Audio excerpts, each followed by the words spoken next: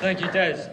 Next up, we have a journalist who is very much operating outside of the Westminster lobby. Sandhu is a writer and editor and co-founder of Real Media, a cooperative of journalists dedicated to real public interest news and challenging mass media distortion. Cam.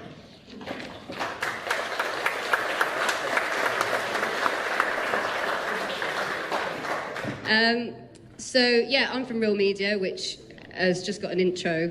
We have paid a lot of attention to what the Media Reform Coalition have been doing in terms of their research, and as Des said, it's shown a kind of unexcusable bias in the media, and a lot of the public actually are in agreement with the fact that the media is very much biased against Jeremy Corbyn. In July, Roy Greenslade, who's a regular contributor to The Guardian and often comments on media, wrote an article titled, "Yes, Jeremy Corbyn has got a bad press, but where's the harm?" He suggested that the unanimous standpoint of newspapers was unsurprising, that they had a duty to report on the fact that 80% of Parliament were against him, and that he was going to win the leadership anyway. So what was the problem? Perhaps if this was isolated, then this could be defended. But in contrast, we've had figures like Farage, who have been given ample media time when he had no MPs. There's been a legitimisation of his language and his politics, and the words such as illegal and bogus used by newspapers has been found to be used mirrored in street attacks and harassment. The press made little of the fact that he had a £2 million expenses scandal for which other people have been jailed, and they made little of the fact that a school report found that he had fascist tendencies, concern from a school teacher. Instead, this banker was portrayed as an ordinary man, and towards the EU debate, the debate became concentrated on immigration. Words such as austerity, policy, investment, infrastructure fell off the agenda as we started to talk about immigration and immigration alone. You might have noticed that he also went to meet Trump, another man who's also benefited from media time, and they've trivialised racism, fascism through the words controversial. In contrast, Jeremy Corbyn has served in the Labour Party for 33 years. He's a part of one of the two mainstream parties, and yet he's displayed as this kind of outsider. In fact, David Cameron, who, as you may know, voted to bomb Libya, Syria, also voted for Iraq, under whose leadership we sold £5 billion worth of arms to Saudi Arabia, suggested that Corbyn was the national security threat.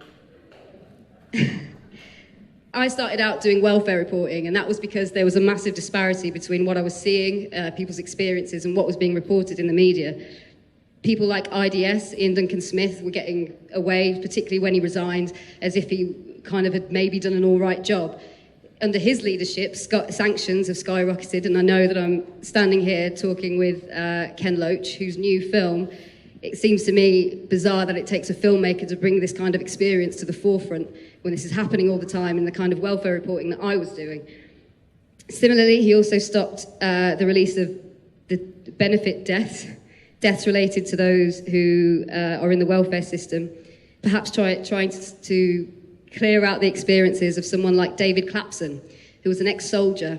After being sanctioned, his electricity was turned off, his fridge was turned off, and he couldn't access his life-saving insulin. He was found with lots of CVs around him, but he was struggling to get work and told that he wasn't quite doing enough.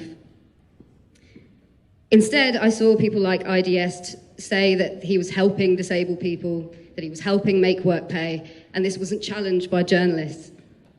Instead, they became a platform for his disinformation, for his rhetoric about worklessness, and to blame the unemployed for unemployment itself. So perhaps a bad press for Jeremy Corbyn in and of itself does no harm. But alongside a media that also legitimises racism and fascism and also doesn't challenge destructive policies, a lot of harm has been caused. Recently, you might have heard about the Labour purge.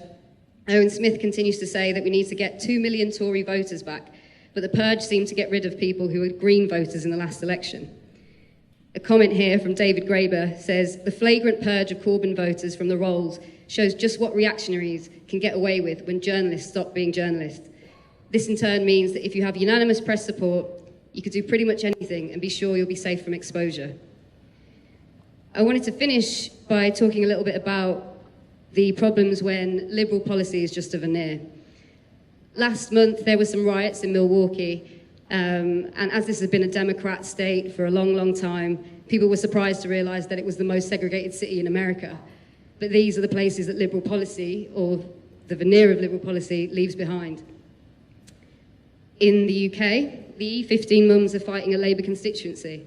Disabled people told me that it was a Labour government that brought in ATOS, and it's doctors that tell me that it was the Labour government that provided a relay race in the privatisation of the NHS and also in implementing PFI.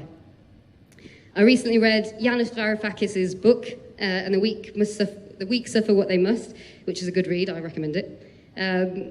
But he also talks about the fact that the EU was presented as a liberal idea of unification, when in fact it became used in the interests of corporations, in privatisation, in the destruction of workers' rights. And this disappointment in the people that were told to believe in this project left open a space for the far right to come and exploit that disappointment and that anger. And I'll finish with a quote from that.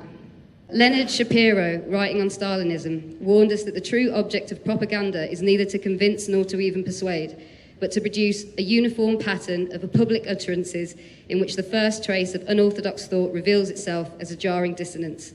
During 5 months of negotiating with the Eurogroup on behalf of Greece, I bore the brunt of precisely this type of propaganda. My attempts to infuse some rational humanism into the negotiations on my country's fiscal and reform agenda were met with a concerted effort to turn our sensible proposals into a jarring dissonance. Thank you.